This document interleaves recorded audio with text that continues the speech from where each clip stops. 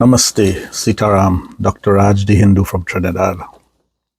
How fortunate we are as Sanatanist Hindus, as a people that were born out of Sanatan Dharma. Very fortunate. We are fortunate to have a history that goes back thousands, tens of thousands, 20,000, 30,000, 40,000. Goes back to time immemorial. But what happens to us? We have been so brainwashed by the Western media, Western religion, Western culture, into thinking we are inferior. You know, when they do excavations and whatnot of historical sites, they always want to predate those before anything in Sanatan Dharma. But we have simple things that are made in India, that are there in India today, that still stands. Simple things that have not been buried through the sands of time, that are thousands and tens of thousands of years and cannot be explained. A simple thing such as the bridge that goes from India to Lanka.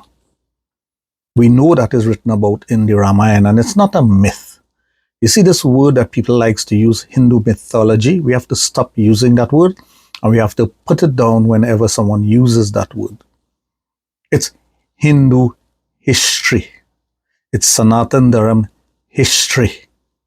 There's no myth about the Mahabharata war, battlefield Kurukshetra, Lord Krishna being on earth, Lord Rama being on earth, Pushpak Bhimans. There's no myth about these things. It's real. It's very real. It may not have survived the sands of time, but it was there on earth, and we have it recorded in our history. And our history books are our books that we read. We don't have one main religious text. We have many books that you can draw upon.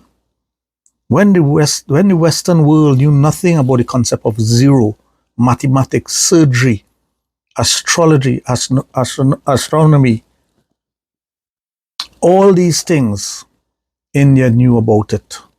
Mathematics to the highest order. But you see, what the Western world has done to make us feel inferior is give the credit to other civilizations and other societies.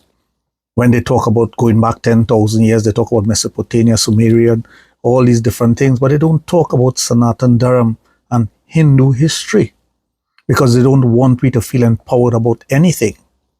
But we are showing the world now, today, that, hey, we are very real. The things that we talk about are very real.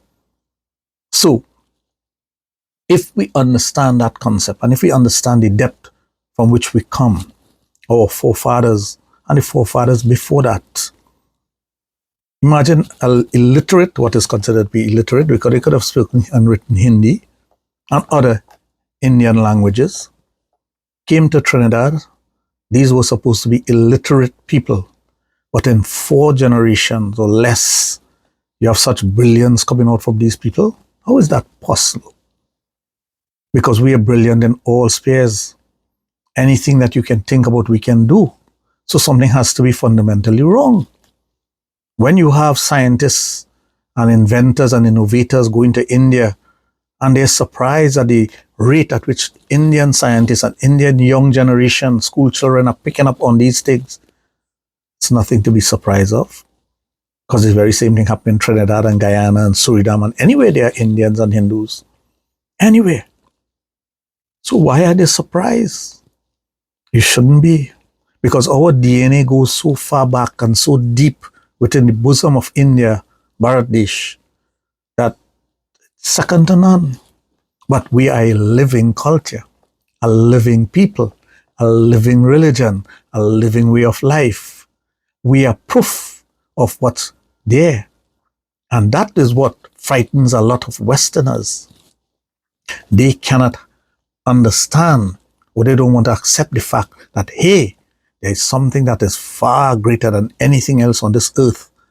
And there's proof of it, and we are here right now. But they don't want to acknowledge that. So as Sanatanist Hindu, embrace who you are, embrace the strength of who you are, learn more about who you are, read, do your research, and embrace Sanatan Dharma. Jai Shri Ram.